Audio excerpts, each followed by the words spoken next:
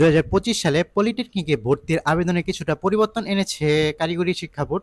আগের বছরগুলোতে একবার পেমেন্ট করে ভর্তির আবেদন করা গিয়েছে, কিন্তু এই বছর দুইবার পেমেন্ট করে বা দ্বিতীয়বার পেমেন্ট করে আবেদনটি কমপ্লিট করতে, সেই বিষয়টি আমরা আজকে তুলে ধরবো এই ভিডিওতে। এজন্য আমরা বিকাশ অ্যাপ থেকে এডুকেশন ফিতে চলে যাব। তারপর আমরা আমাদের পেমেন্ট কোডটি দিব, যার যার পছন্দ অনুযায়ী পেমেন্ট কোডটি দিব, শিপ যার যার অনুযায়ী দিব। তারপর আমরা এখানে যে টাকাটা আছে এই টাকাটা পেমেন্ট করব। আমাদের প্রথম পেমেন্ট কমপ্লিট। তারপর আমরা ওয়েবসাইটে চলে যাব, অ্যাপ্লাই নাও বাটনে ক্লিক করে আমরা অ্যাপ্লাই শুরু করব। Roll number, registration number, passing ইয়ার বিস্তারিত তথ্য দিয়ে নিচে যে ক্যাপচা কোডটি রয়েছে এটি সঠিকভাবে দিয়ে আমরা নেক্সট বাটনে যাব। তারপর দেখতে পাচ্ছেন নিচে ছবি দেওয়ার একটি অপশন আসছে, এখানে ছবি সাইজটি করে ছবিটি দিব, তারপর সেভ এন্ড নেক্সট। তারপর দেখতে পাচ্ছেন একটি সিকিউরিটি কোড দিয়েছে, আমাদের পরবর্তীতে আবেদনের জন্য এটি সংগ্রহ করতে হবে।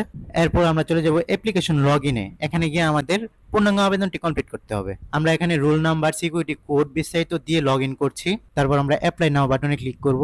তারপর আমরা এটি সিলেক্ট করব। এই যে এখানে আসলে দেখতে পাচ্ছেন বলা হচ্ছে আমাদের 500 টাকা পেমেন্ট পাইনি, অর্থাৎ এটি হচ্ছে ভর্তি ফির যে টাকাটি, সেই টাকাটি আপনারা এখানে লক্ষ্য করলে দেখবেন যে এবারে সার্কুলারে 500 টাকার একটি ফি অ্যাড করে দিয়েছে, আমাদেরকে এই ফিটি আবার পেমেন্ট করতে হবে।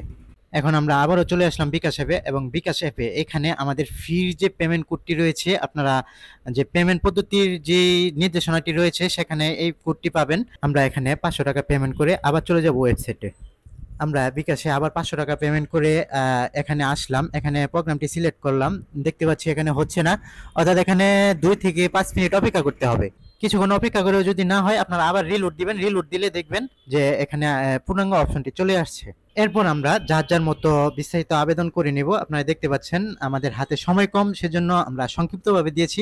এ সম্পর্কে আরো কোনো কিছু জানা থাকলে অবশ্যই কমেন্ট করে জানাবেন, এবং কেউ যদি নিজে নিজে আবেদন করতে না পারেন, আমাদের মাধ্যমে আবেদন করতে চান, তাহলে তাও কমেন্ট করে জানাবেন।